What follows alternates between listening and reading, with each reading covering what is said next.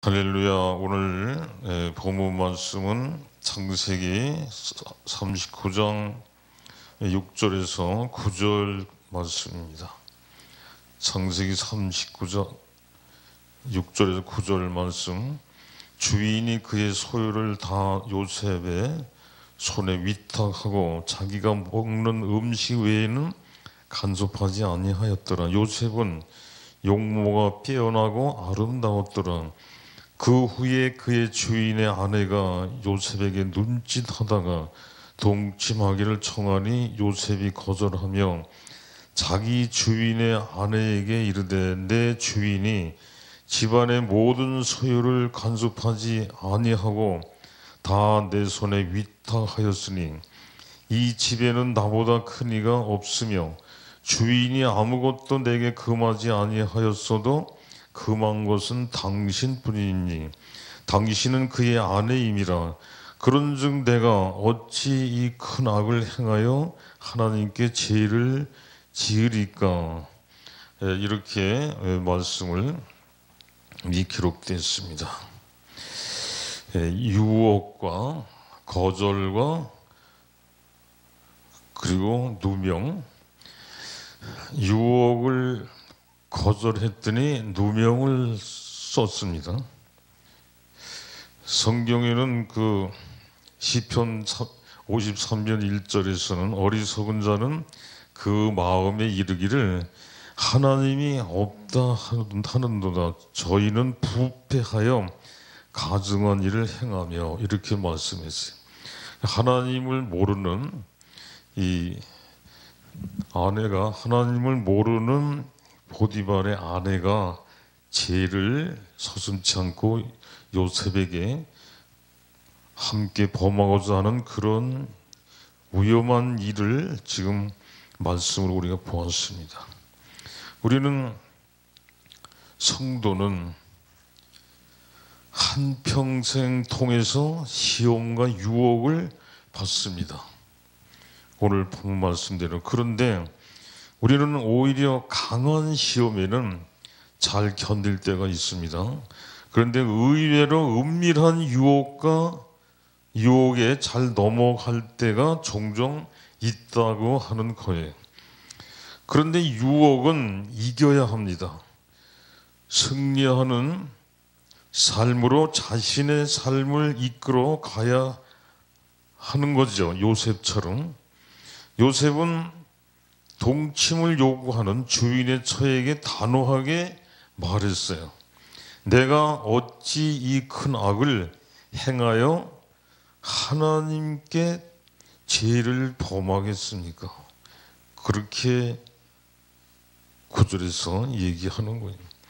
대개 사람들은 보는 사람이 없으면 하나님을 의식하지 않고 범죄를 저지르는 것이 종종 있습니다. 첫째로 죄의 종류는 수없이 많은데 이것을 이겨야 하는데 죄를 이겨야 승리하는 거 아니겠습니까? 우리는 하나님께 내가 행하고 있는 모든 일을 다 보고 계신다는 것을 항상 의식해야 합니다.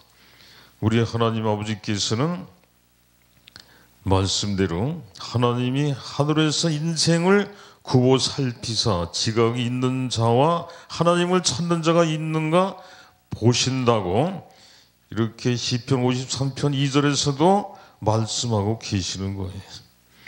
성도는 언제나 은밀히 성도에게 하나님은 언제든지 은밀하게 보고 계시는 하나님을 늘 의식하면서 사단의 계교 이런 것을 사단의 은밀한 유혹 이런 것을 뿌리쳐야 되는 거죠. 예수님께서 마태복음 5장 45절에 이같이 말씀하셨어요. 하늘에 계신 너희 아버지 아들이 되리니라고. 모든 죄의 유혹 이런 것을 뿌리치고 하나님 말씀대로 최선을 다한 믿음의 중심이 있는 사람들에게 하시는 말씀. 둘째로 죄에 대한 인식이 뚜렷해야 합니다. 요셉은 확실하게 유혹자에게 말을 해줬습니다. 주인이 나에게 아무것도 금한 것이 없으나 금한 것은 오직 주인의 아내인 당신뿐이라고 9절에서 말했듯이 요셉은 죄에 대한 인식을 뚜렷하게 했습니다. 우리는 죄에 대한 인식이 희미할 때 쉽게 범죄하며 넘어지게 되는 겁니다. 예수님께서는 마태복음 24장 12절에서 말세의 현상을 말해 주셨는데 죄에 대한 인식이 희미해 간다는 것을 예언해 주셨어요. 그래서 마태복음 24장 12절에서 불법이 성함으로 많은 사람의 사랑이 식어지리라. 그러나 끝까지 견디는 자는 구원을 얻으리라. 끝까지 견디는 자에게 생명의 영생의 복을 주시는 거죠.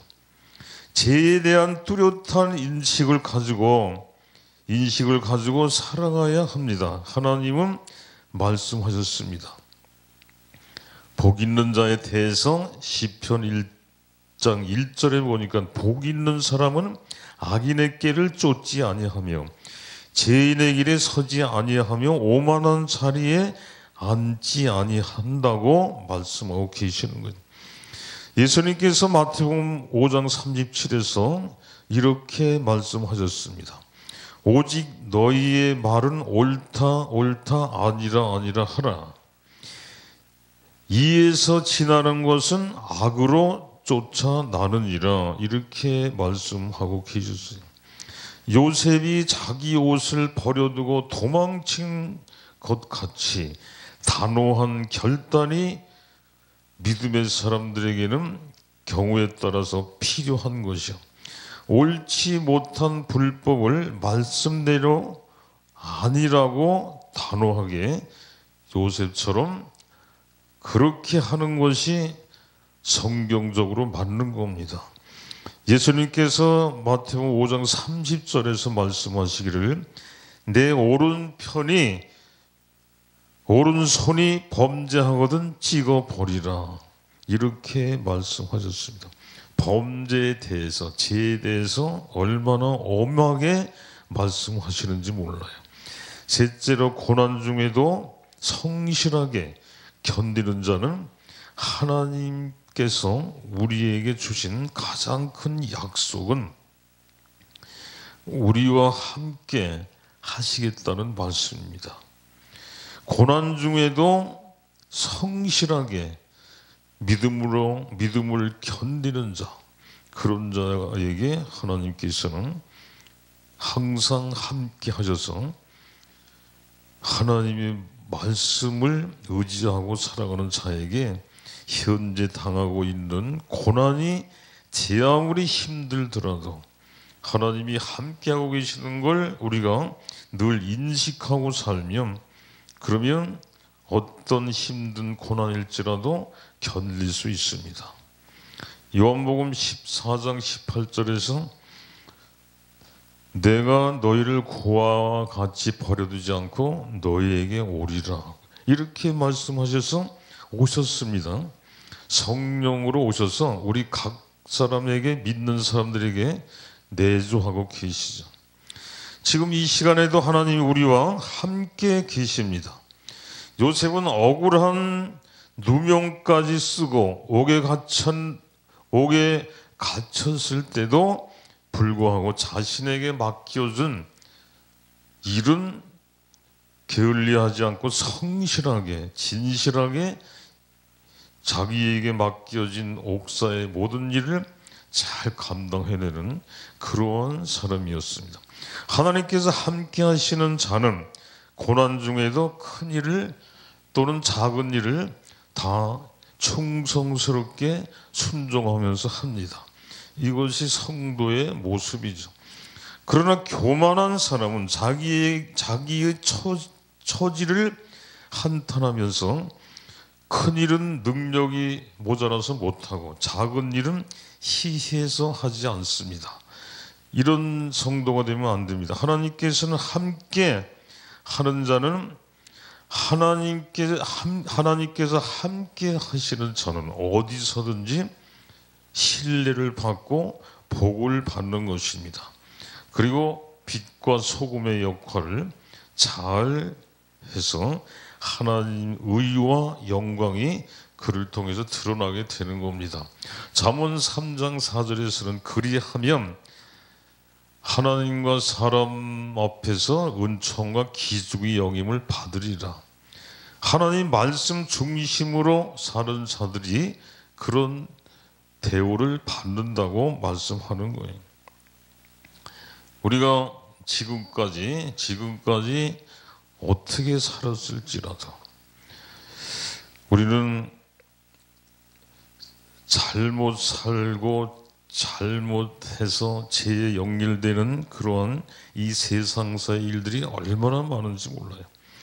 그렇지만 그때도 우리가 예수 그리스도를 잘 믿고 말씀을 붙들고 그리고 죄를 회개하고 깨끗하게 씻음 받고 구원받아서 죄와 사망에서 해방되기를 우리는 간절히 모든 성도들은 그렇게 기도하면서 그렇게 천국을 준비해야 합니다.